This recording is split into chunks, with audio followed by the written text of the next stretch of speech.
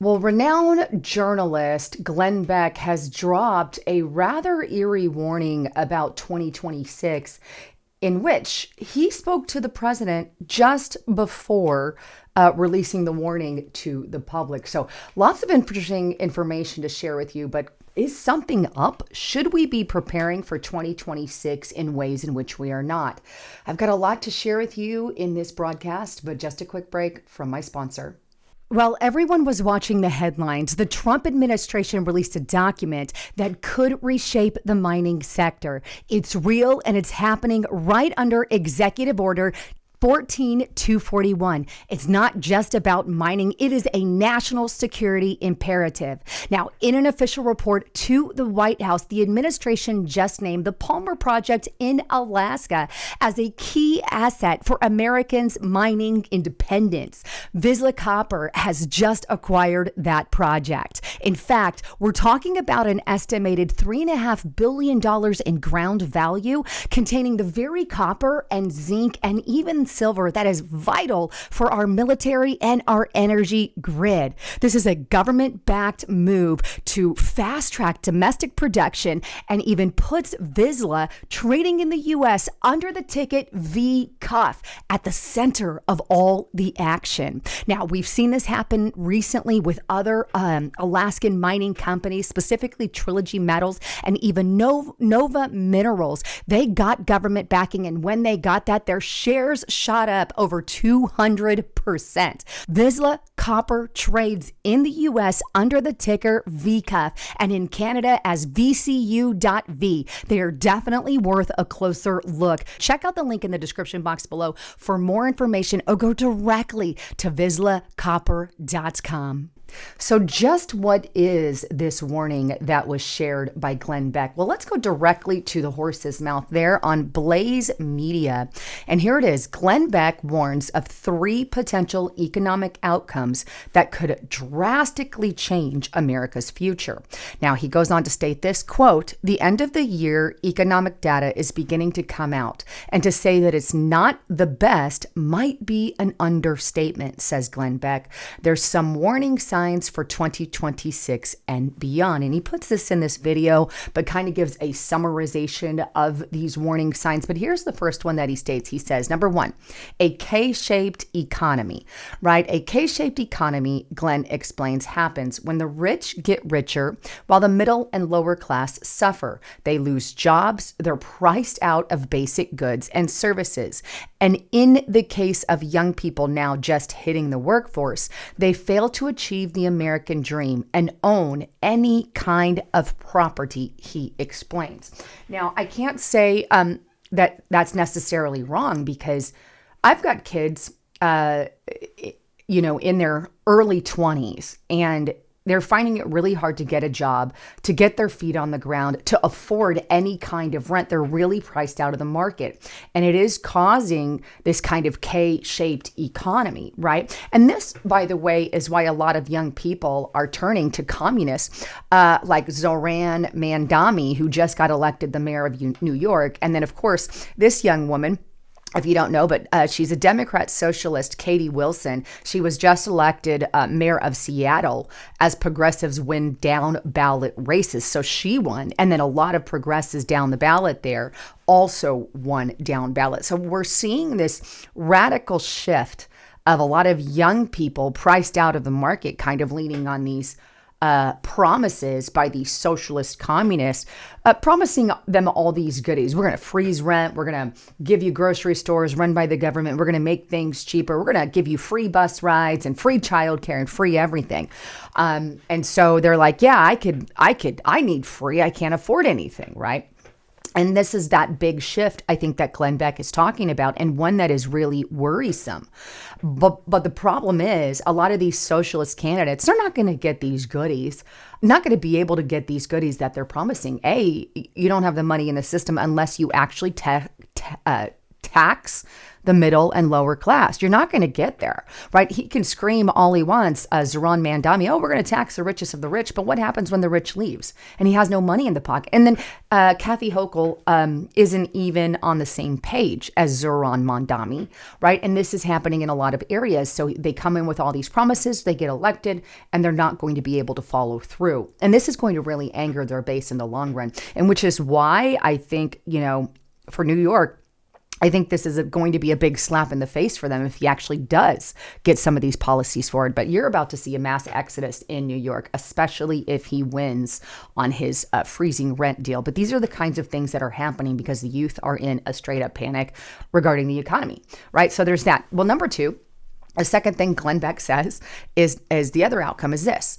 The second possibility is out number one on steroids. So basically the K-shaped economy, but far worse than we can imagine, he says, or just on steroids. It is everything in outcome number one, plus a long chain of economic disasters. Unemployment is skyrocketing thanks to AI. That's a fact, by the way. And it doesn't matter who's president. It's going to be difficult to get our hands on that, right? This is a future we're headed in. It's very unfortunate. Then the Fed goes on an interest cutting spree. This leads to bailout programs and money printing. Inflation will soar. And finally, the US dollar dies. I guess this is more of your worst case or worser case scenario that could play out. I hope we don't get into that. But the sad truth is AI is taking a lot of our jobs. And these jobs, you can go to AI and, ask it questions, look up news. AI can be a news reporter. AI can do a million things. And a lot of these jobs, because it's cheaper for the CEOs to put in AI versus hiring a bunch of workers. And so obviously this is something that's going to be a problem for all of us. And right now, by the way, we're having a lot of job losses. And again, this is something I think Democrats and Republicans are going to have to work together on, but it doesn't matter who's president because this is a true threat we all face regarding AI. But here it is. And this is on USA Today. Job cuts surge in worst October layoffs in 22 years. We are having a surge in job loss. And I know some of those are U.S. government, but there's also other jobs which need to drastically be cut. We have a monster at the government, and we need to take that down. If that doesn't come down, we're going to continue to recklessly spend money on things we don't have. And we could be looking at exactly what Glenn Beck warned of if we continue in that direction. That's why Doge was so important. The problem is we need Doge to continue doing that work and getting those programs cut.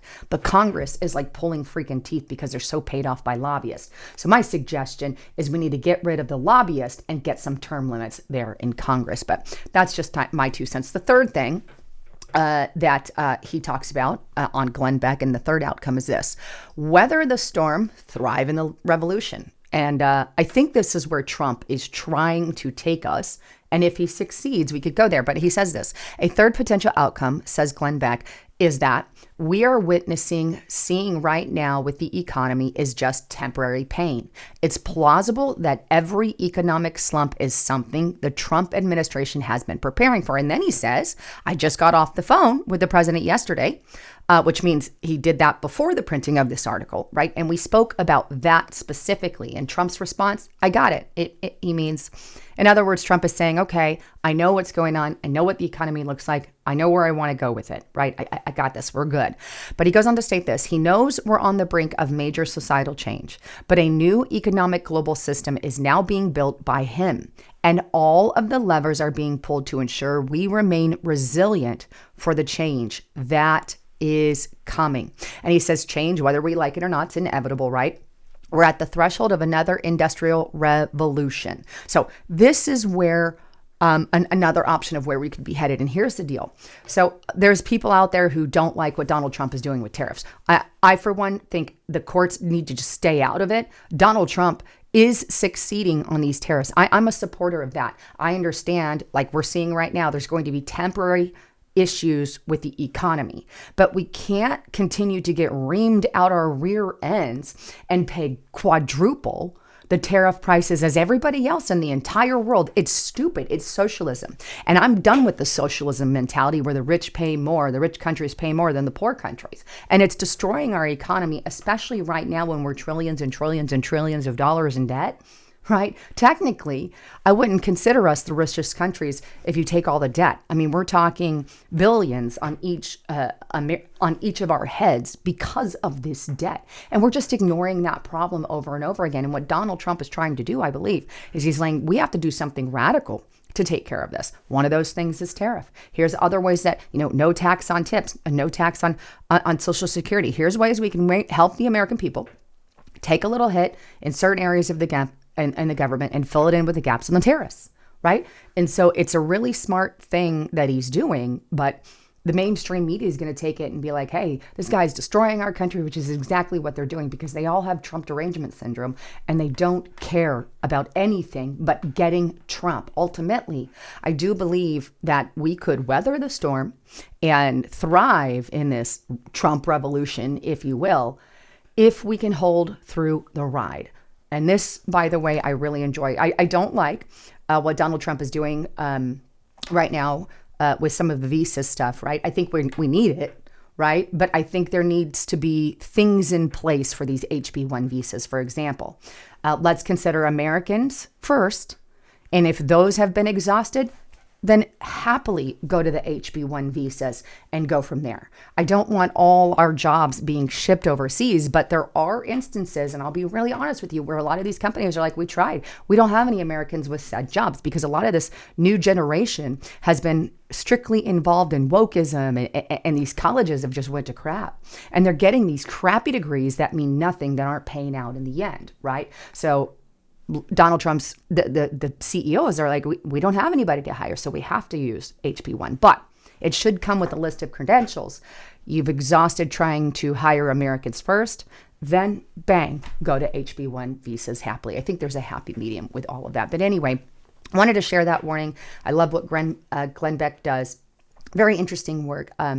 He's always been really good at his job and the warnings that he has given. Anyhow, I can't wait to read your comments and concerns. I'm Lisa Haven, signing out.